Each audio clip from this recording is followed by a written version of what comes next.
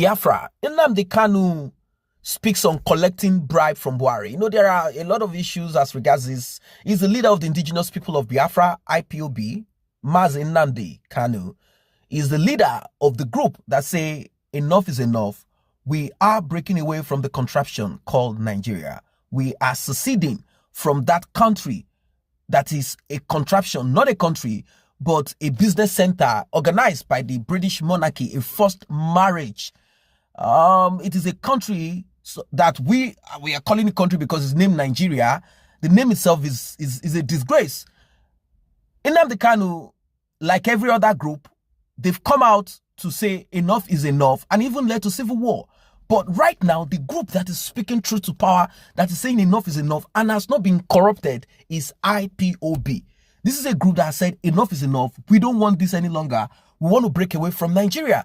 The same man has seen a lot of persecution. He was put in prison. He came out of there.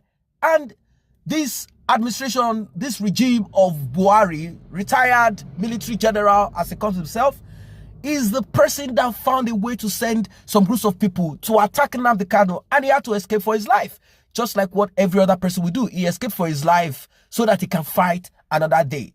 Because he knows that once the head is disrupted, the followers, most of the time, they will scatter. And that is why I'm coming up to speak about this. It is time for everybody to be a revolutionary. Because when a leader is targeted, the rest of the followers scatter like chicken. Do you want to be chicken? Do you want to say, all hail Nnamdi Kanu, all hail? What about you? What do you want to do? Do you just want to be a follower? Or you also want to have a clear mindset, a productive mindset to see the next level? So that if anything happens to your leader, because he will be targeted, if anything happens around him, either he has to go to a place and escape for his life or whatever, what do you want to do next? These are very important things. So that pattern, that system of let us disrupt the leader. When we destroy the leadership, the rest will scatter. So that none of that will happen, because this country must break apart. Enough is enough. People need to wake up to see how things are in that contraption called Nigeria. How long can you be in a country where they are stealing so much money, there's no electricity, constant? Things are just, you need to see their children abroad. What are we talking about? How long will you continue like this? It's time for you to grab and take your future. Your future is right there. That is just what it is. So the leader of the Indigenous People of Biafra, IPOB, Nnamdi Kanu, has denied striking a deal with the President Muhammadu Buhari's administration. Kanu said he will never collect bribe from the federal government, especially now that his parents are dead. You know what happened? Where he's from, Umaya. You know what happened there? This same Buhari's led administration, this regime, sent military personnel there, even though he was out there on bail. They sent them there, and we know a lot of bloodshed happened.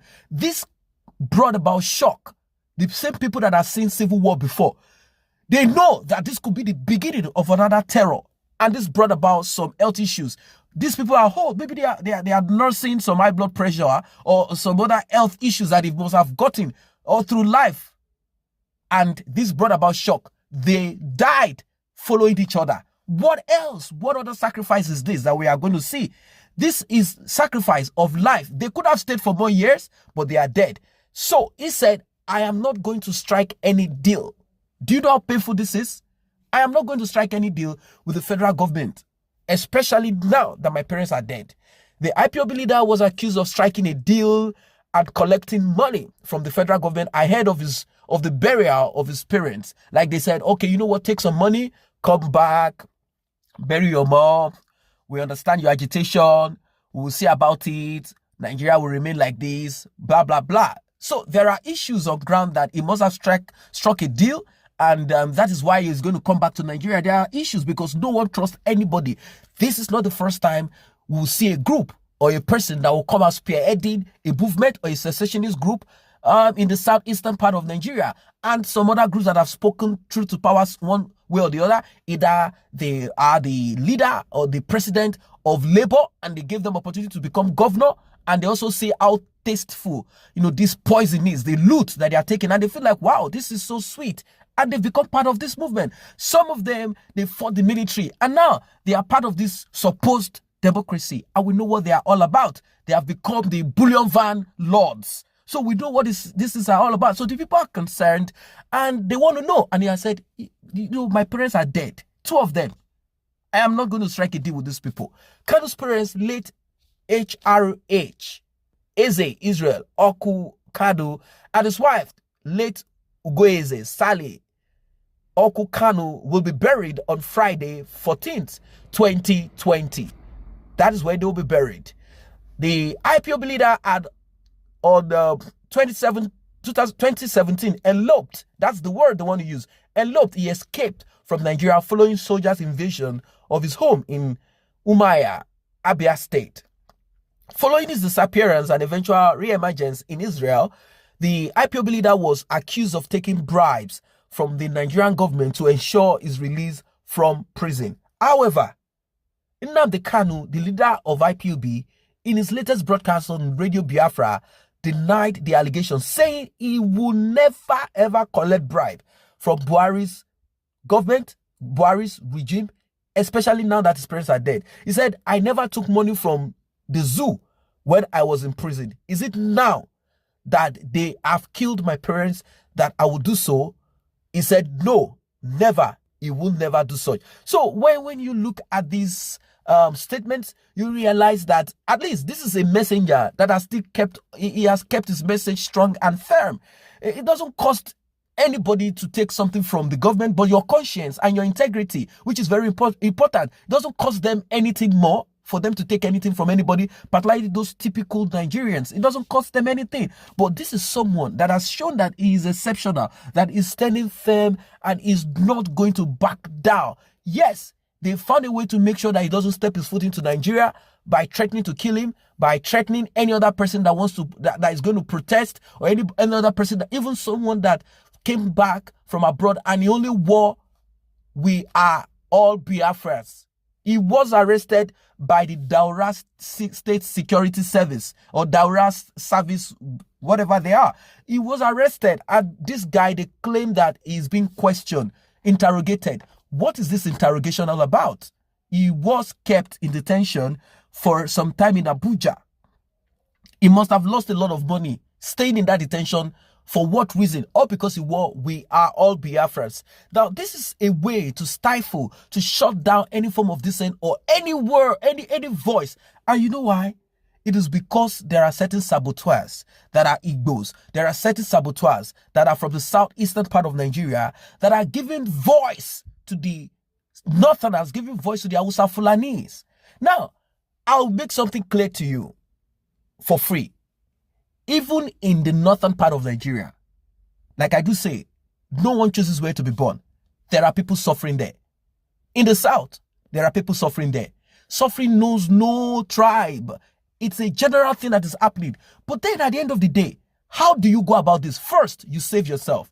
You cannot give what you don't have. First, you save yourself. That is why the south needs to break away from the north. When it breaks, then there are people in the north that have found themselves there. There are Christians there. There are some people that have found themselves, unfortunately, to be born in that part of the north. And there is nothing they can do about it. Those people then can be revealed to see who wants to come out of that kind of pattern and system. Maybe then they'll be able to run their life properly in the north. Who knows? Then the Middle Belt, the Benues, and all those parts, Jos and some part of those places that are also facing the menace of Hausa Fulani tyranny. So these are issues that we need to look into.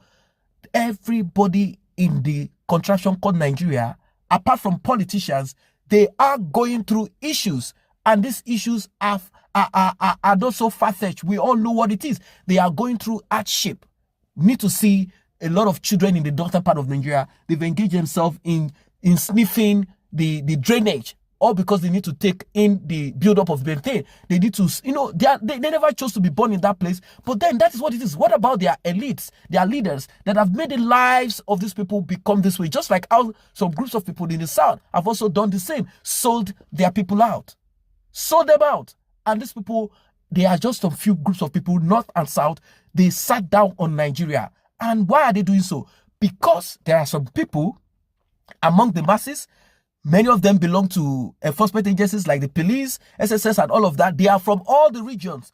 They are the ones that have come in solidarity to support these few elites, as they call themselves, wicked people, they have come in solidarity to protect them with their guns. Some of them have used their power, their energy as young people to become political thugs. That is why these people are powerless. They are powerless, they are frail. But why have they become strong? Because a lot of people have not opened up their eyes. They are in the police. They are in the military. They belong to DSS. They belong to SSS. And some of them are on the streets. They take arms and ammunition to protect tyranny, to kill innocent Nigerians, kill other people that are saying enough is enough. Look at the case of Nnamdi Kanu. Are you going to say an Igbo man was not a part of the people that arrested him and held him and kept him in detention? They are there. Look at Showore. Look at Afunaya, the spokesperson. He's an Igbo man, but he cares less. So that is the reason why things are this way. Yes, it is true that some people might share a different opinion as regards this. They might say, no, Nigeria, we have issues, but we have to work it out, blah, blah, blah. Don't let us break apart. Yes, one of the major issues that we have, aside breaking apart, is the issue of corruption that we need to deal with within ourselves as people. But I believe that when we break apart, we'll be able to deal with this in a smaller version. That's just what I have for you guys for now. If you're not a member of this channel, let us grow it together by you tapping on the subscription button and the red notification icon bell below. It will alert you whenever videos are uploaded. Thanks for stopping by.